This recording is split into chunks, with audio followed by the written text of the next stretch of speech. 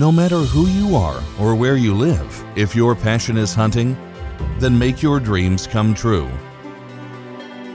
Join us on a great safari and adventure as we traverse 5 continents in search of world's finest hunting trophies.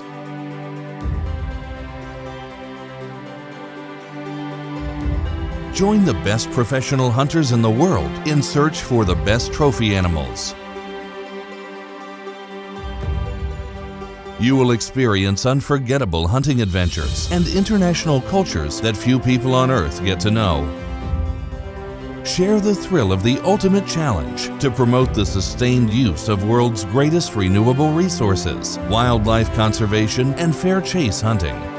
Feel the excitement, share the passion, join the experience of the ultimate adventure that this world has to offer. Let safari season take you there.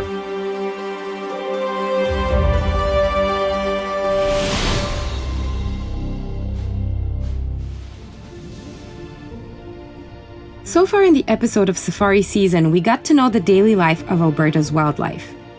Here, in the foot of the Rocky Mountains, we saw life and death inevitably following nature's ruthless rules. Together with the famous bow hunter Archie Nesbitt, we took part in hunting ducks and geese in Hana.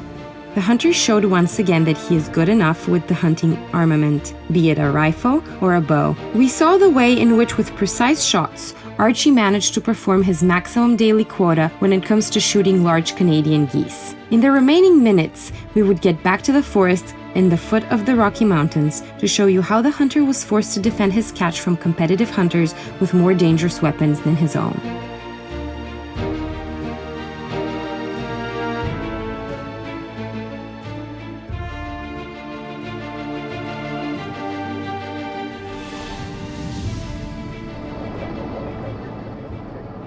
Now we are to undertake big game hunting with Hunter's ordinary weapons, his bear bow and Trophy Ridge arrows. We get back to the well-known territories near the Rocky Mountains. On that marvelous day in the wild part of Alberta, we will be looking for moose or large trophy elk. The moose mating season is just getting started, hence our chance of seeing some mating male is not great, yet we stand some. Furthermore, the hunters saw at the same place 1 year ago huge trophy moose. Instead of the half-ton giant we were looking for, we found a group of calmly grazing mule deer. They could graze calmly because the hunter had totally different aim. And their trophies are not big. Archie preferred keeping that part of his hunting territory unbothered until the arrival of the trophy moose we were expecting. The experienced hunter was of the firm opinion the animal would appear sooner or later. That place is moose heaven, and for sure it is permanently inhabited by one or more females. That was enough to be sure it was focal point attracting the mating moose males. Yet Archie really wanted to see at least those females that were supposed to live there. He had not seen them since the season beginning, that this was not impossible considering the thick vegetation that covered the huge area.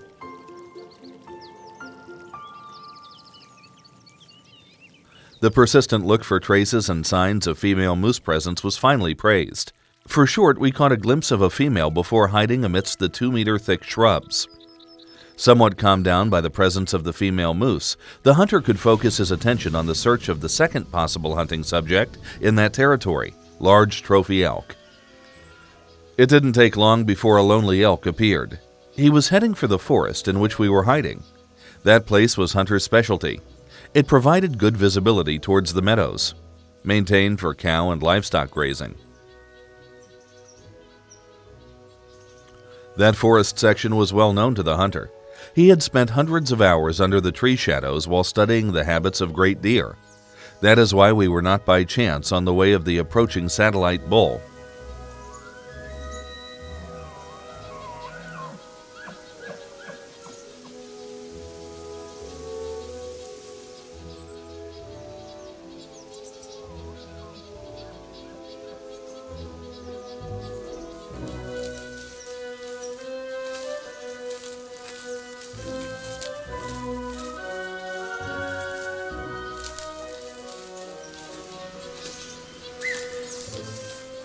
The great trophy animal was still young and quite prospective.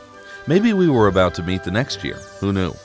Until then, we wished him well and got back to stalking some older trophy bull.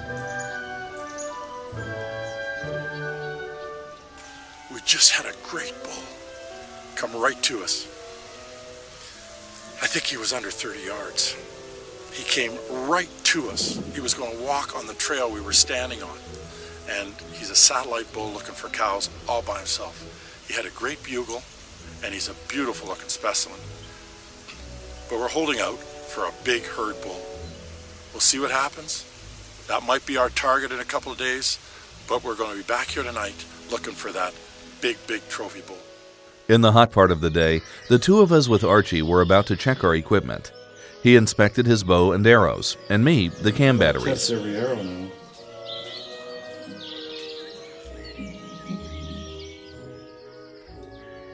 Get an accurate arrow flight sometimes.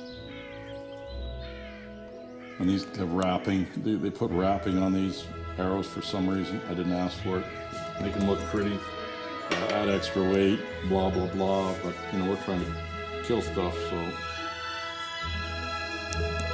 it isn't going to show up in the bush. Archie was right. Not all inventions are made to improve product qualities. Nowadays, it seems that some new products are made just to catch your eye, not to stand the test of time.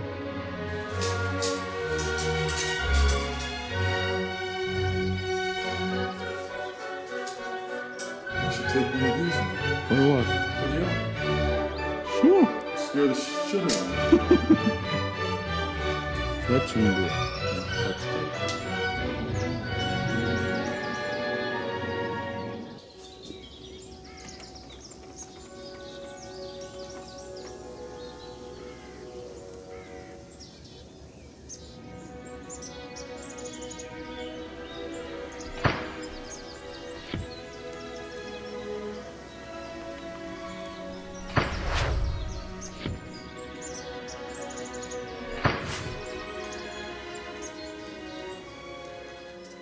The afternoon hunting started in promising manner. Mule deer and even coyotes were very active. All animals got out of the forest and were moving along the meadows. But even when we approached them, they always ran away in parallel to the forest. After entering the high trees and well-known meadows, hunting fever got totally over us. We were waiting to hear the calling of mating bulls, but all we could hear were the ordinary noises made by squirrels' presence. It was calm in the forest, even suspiciously calm. Only the light wind gusts broke the graveyard silence. We gave up on looking for elks amidst the afternoon tree shadows, and as soon as we got out in the meadow, we saw them in the distance, as if something had chased them away of the ordinary locations for afternoon nap. That was quite unusual, according to Archie, who knew deer habits very well. In the vast and open spaces, we didn't stand a chance of approaching the herds. They didn't want to approach the forest where we were looking for them. It looked like there would be no hunting that afternoon. We waited for night's arrival to cross the open spaces we decided upon. We didn't want to give our presents to the elks. All morning we've been wondering why last night our perfect setup didn't work. We didn't even see an elk. We spotted them in the morning, we saw where they went, we knew where they were, we knew where they were coming out of the bush. They were coming, there were 5 or 6 bulls bugling and bugling and bugling, and they were getting closer and closer, and then all of a sudden, they turned and left, turned 180 degrees and left. And now we figured it out. They were right here when we heard them calling, and that grizzly bear was here too. So the grizzly's been eating elk, dead elk, and he's trying to catch these elk when he can, which he can do. And he put a run on them last night, and that's why we never got an elk. And that's why there's no elk here. It's not the wind, it's not the weather, it's because another predator is competing with us. So we got to be careful. We're elk hunting, and he's elk hunting, and he'll be hunting our elk when we kill one, and we got to be very careful. when we get an elk. We'll be back with the ultimate shot. 2 days later, it seemed the bear was gone, and the elks got back to their daily routine. We stood the real chance of stalking some elk of the herd approaching the forest. We just had to stay invisible and at the right side of the wind.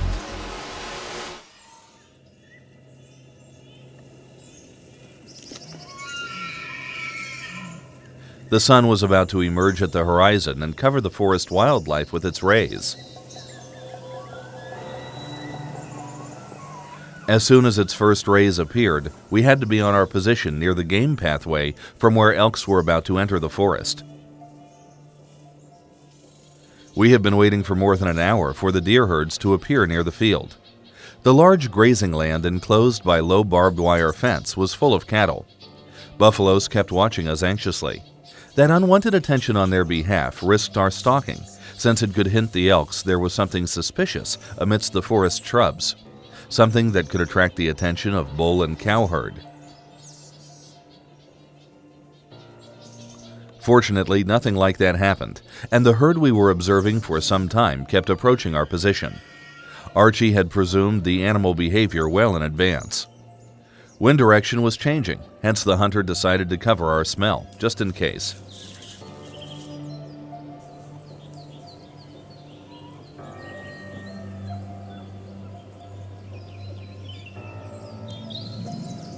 Grizzly mark.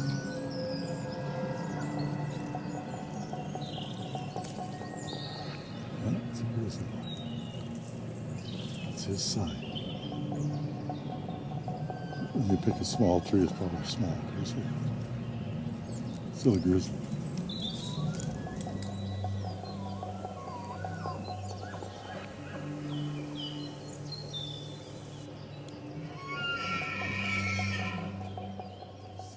The herd kept slowly and steadily approaching our position.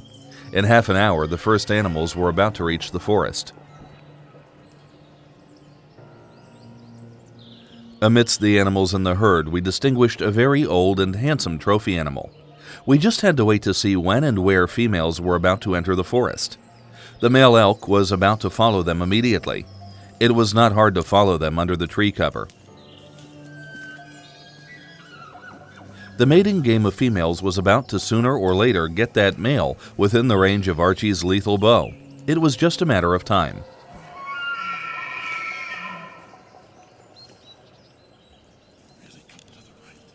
The herd was broken down into smaller groups and stretched near the forest. Every group consisted of one male chasing and circling around several females. The groups kept moving all the time, and it was hard to follow the direction in which the animal we were interested in was moving. Even when walking with normal speed, elks travel distances that people are capable of covering only while running. Yet while moving rapidly, we managed to cover the chosen one.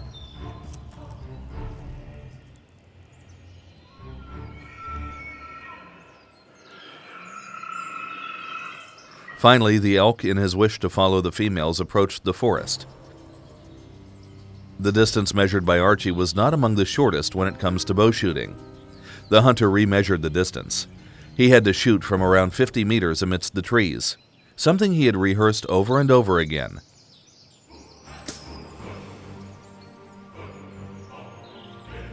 After the long fight among branches and trees, the arrow found Elk's neck. It looked like the animal didn't understand what had bitten him and kept chasing the females. Sometimes in the heat of superiority battles, the contestants inflicted each other wounds which were much severer and more painful than the instant sting of the lethal peak.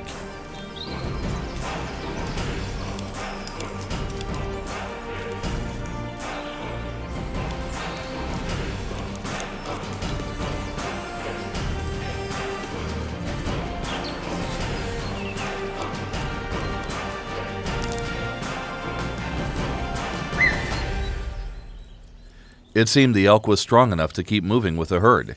We had to carefully follow him from a distance to read his wounds out of the traces. The first signs were not good. Blood was transparent and in scarce quantities. It seemed the arrow got into a bone. Archie was disappointed, and yet he had to follow the animal to make sure the arrow had fallen without inflicting lethal wounds. Hence we kept moving rapidly and following the herd that was already galloping. Traces were scarce and blood was almost unnoticeable. We were facing total fiasco when Archie found what got our hope back of getting the marvelous trophy.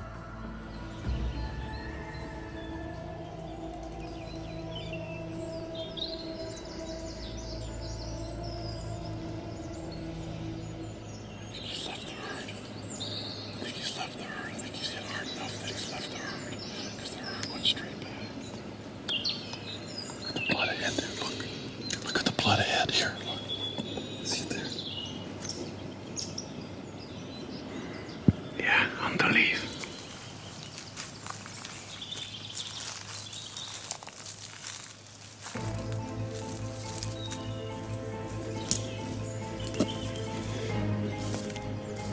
Oh shit. It's long. He's coming out as long as. I mean, you can't ask for anything better than that.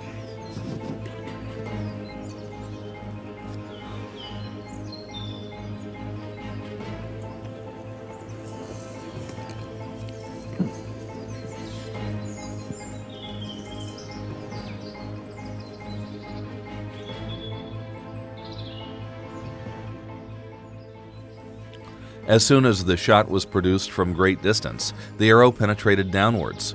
Thus the piercing wound was above the injured essential organ. Bleeding was internal, and usually no indications could be seen during the first minutes after producing the shot, until the blood filled the internal cavity. That explained why until recently we didn't find significant blood traces along the trails me and Archie followed. When it comes to this type of wounds, the animal could easily stop the external bleeding and discontinue the trace while rubbing in the mud and cut down the internal pressure of the blood accumulated inside the cavity. In the case blood trace is missing, we had to make large circles around the latest clearly visible trail.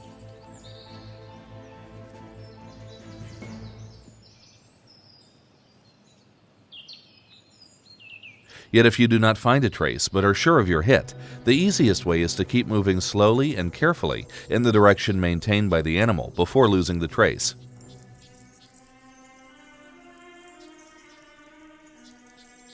The unusual behavior of the other animals you meet would mean you have approached the wounded animal. The most important thing at such time is not to bother the animal you are looking for. Exhilaration caused by you would infuse more adrenaline in its blood, and you may never find it. Archie knew that very well and was not about making that mistake.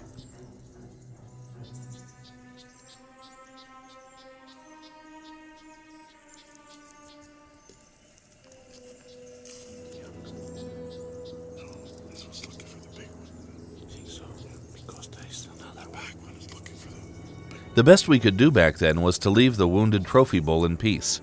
He was not about to make a move anymore if left to rest. The razor-shaped arrow points did their job. We hoped that when we got back in a couple of hours, we would find the elk where we left him.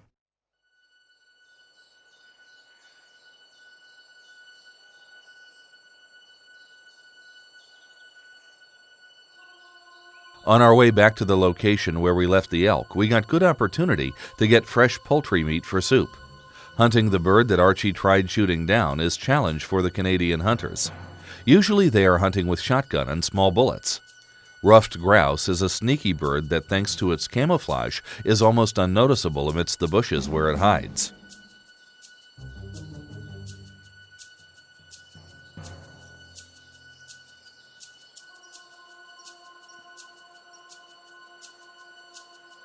While relying on the camouflage colorization of its feathers, the grouse did not move, waiting for the danger to subside. That proved to be a fatal error. 1 minute later, Archie provided us with tasty and nutritious dinner. I have never tasted grouse soup, and trusted him unconditionally when he said that would be the tastiest soup I have ever tried.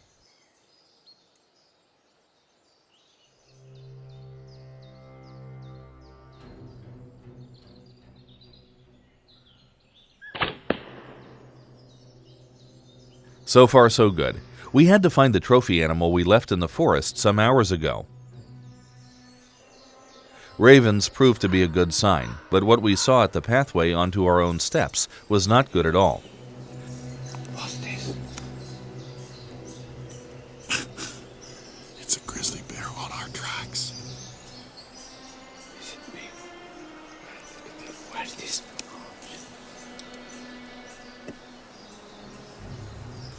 It's not huge, but it's big. And it's fresh, I think. It's really fresh. So I don't think we should go near the kill.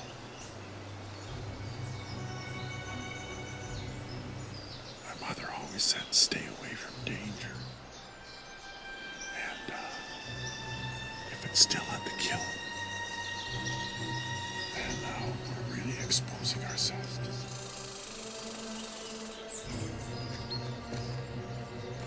It's fresh.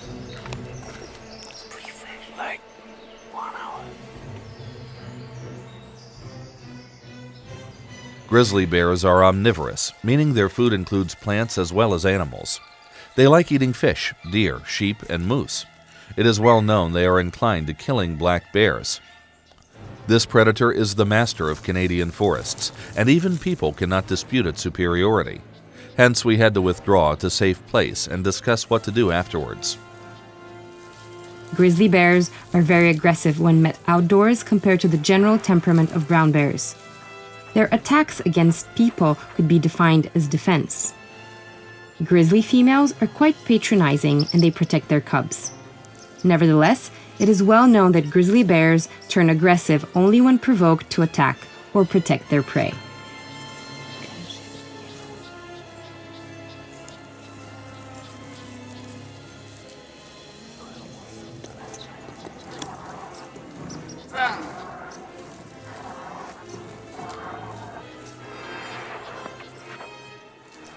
In any case, if that bear had sensed the blood of the wounded animal, there was nothing on earth which could stop it from finding it. Bears are famous for being able to sense blood or dead flesh from great distance. There is documented case of bear that made it to bite set in advance at 28 kilometers away from it.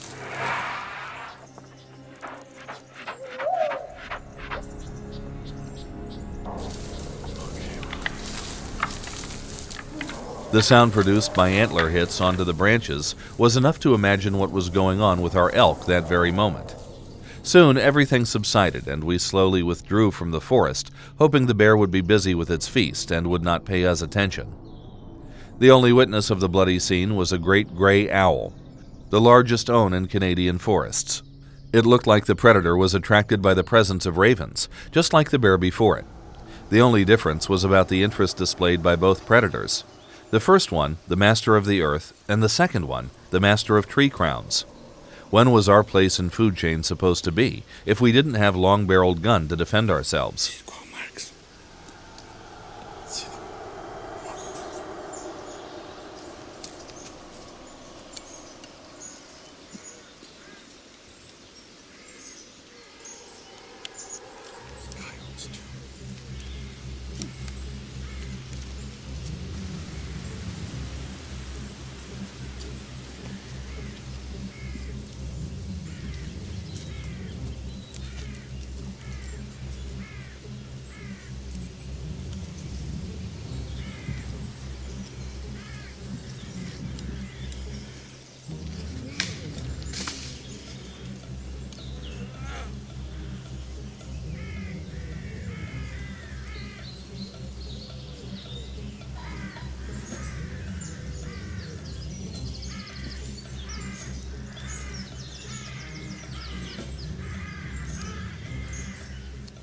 Even though Archie was armed with a gun, we didn't intend getting in open conflict when possibly meeting a grizzly.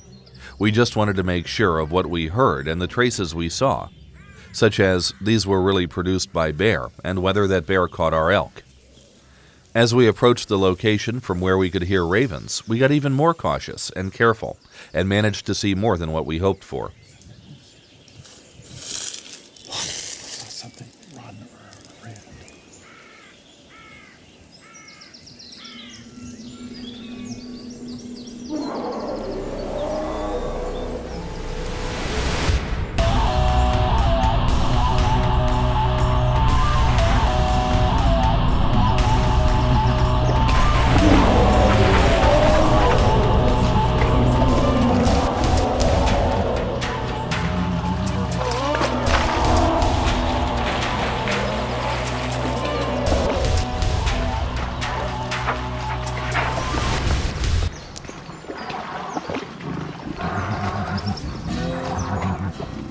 Considering the competition, we couldn't ask for our share of the prey, even though we could do with the antlers. Yet we could take them later when the Lord of the Forest was not to be around. This was best for all.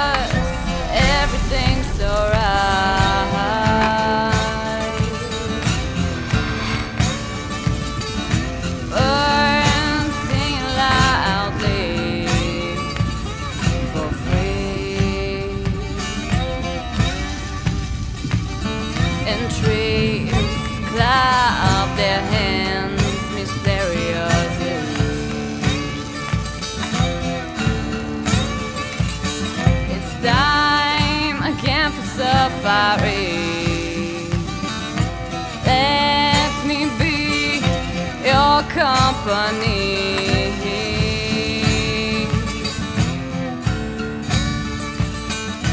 Feel the excitement, feel the danger, share the